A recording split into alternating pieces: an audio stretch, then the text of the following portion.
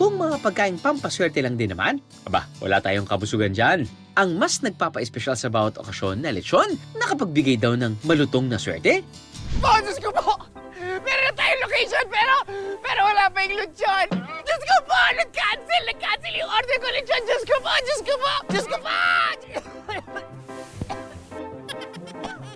Sir, don't worry. Andito ang lechon. Ang lechon na laging handa. Ganon? Yes! Alright. Diyos ko po. Same day delivery. No stress, no worries. Kahit nag-cancel yung aking lechon na in-order a week ago. Tingnan natin kung quality is also there.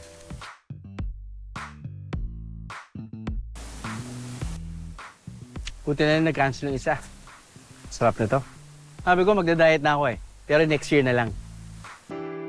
Dahil maaasahan sa lutong at sarap, mabilis silang nakahakot ng mga suki. Sa katunayan, malutong at malinis na mahigit 1 milyong piso ang kinita nila noong December 2023 lang.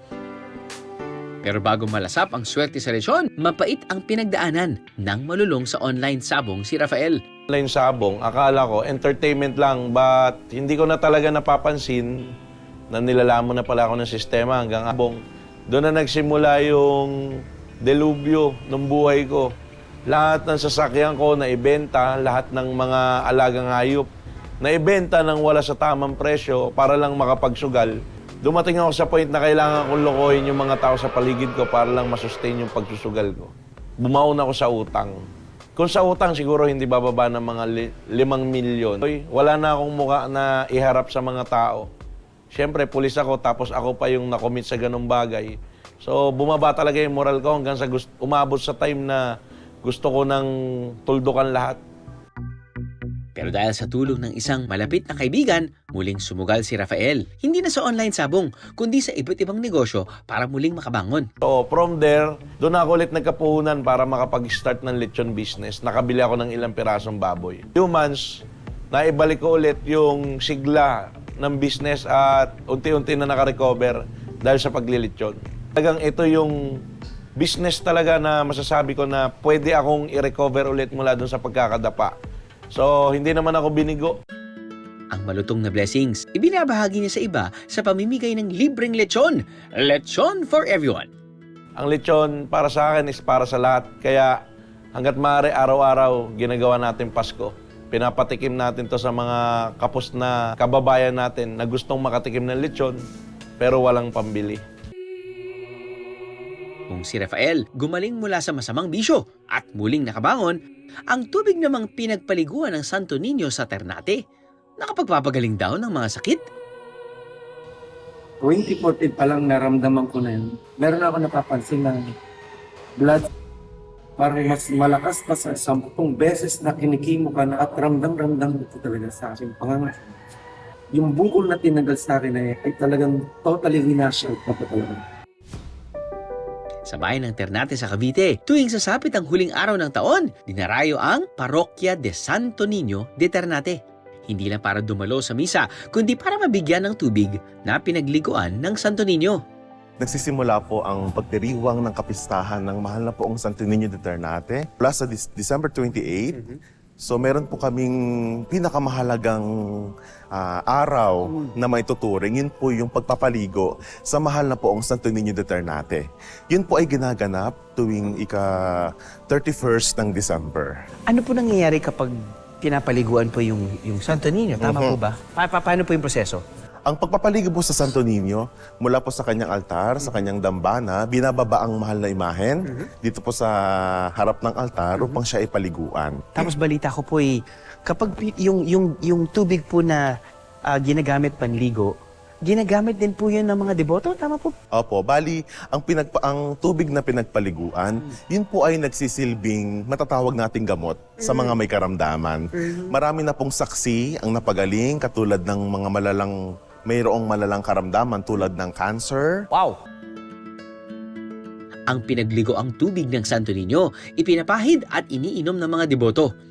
Ang pagsasagawa ng tradisyon tuwing huling araw ng taon, sumisimbolo raw sa bagong buhay at pagkakataon. Isa sa nagpapatotoo nito, ang stage 2 colon cancer survivor na si Jason. 2014 pa lang naramdaman ko na yun. Meron ako napapansin na blood sa tissue. 2019, yun ang pinakamalupit na nangyari ng pagkain ko. Napansin ko sa akin sa baon na may isang parang maroon na blood na tropa, inom dito, inom doon. Kaya siguro, siningil ako ng ating pumay. Nalaman ko na may bukol doon sa aking colon. Yung time na yun, parang pinagbagsakan po ako ng langit at lupa. Parang tinitik ako ng ating mahal na pong Santo Niño.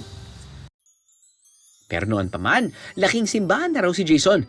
Sa mismong parokya ng Santo Niño de Ternate sila ang aktibong dumadalo ng kanyang pamilya. Actually, bata pa lang ako, in-introduce na sa akin ng mga magulang ko.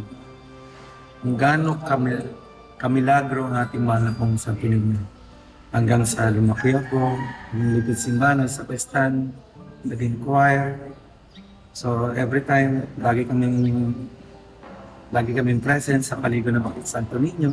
Suddenly, nung ako po yung nakapasok sa politics, ay unti-unti na po na medyo napapalayo na ako, medyo nawala na ako sa limelight ng paglilingkod sa simbahan. Maging ang pagsisimba linggo-linggo, hindi na niya nabibigyang halaga. Simba ako sa lahi. At depende sa oras na abot pa ba yung yung misa. Abot pa yan. Abot pa yung ama namin. Ilang na bilang sa daliri ko ang talagang nasaktuhan ko lang ang misa. Pero yun, kumbaga, wala sa puso mo yung totoong pagsisimba. Hindi niya lubos akalain na isang matinding pagsubok ang siyang magpapabalik sa kanyang pananampalataya. Habang kinikimo po ako, isang hindi ko makalimutan na eksperyensya na habang sisimba po ako ng paligid ng Santo Niño. If I remember po, ang 4 na kimo ko na yun ay tinawag ko sa unahan para mag-buhos po ng tubig ng Santo Niño. First time ko na makapag-buhos ng Santo Niño, nakaramdam ako ng isang piniriya na sa tingin ko na this is it. Uminom din siya ng tubig na ipinangligo sa Santo Niño sa pag-asang gagaling siya sa kanyang karamdaman. Lord, mahal na pong Santo Niño, pagalingin niyo lang ako. Ako po yung maglilingkod sa aking pananalig at pananampalataya sa Kanya at sa ating pong may kapal. Pagalingin po ako. At ngayon ay 5 years na pong cancer survivor. At talaga pong taus-pusong kayong titiman. Papasalamat po sa ating pong may kapal at sa mahal na pong Santo Niño. Hindi po nakadepende sa tubig na ipinapahid o iniinom ang kagalingan sa isang karamdaman. Naroon pa rin po ang tinatawag nating malalim na pananampalataya sa Panginoon.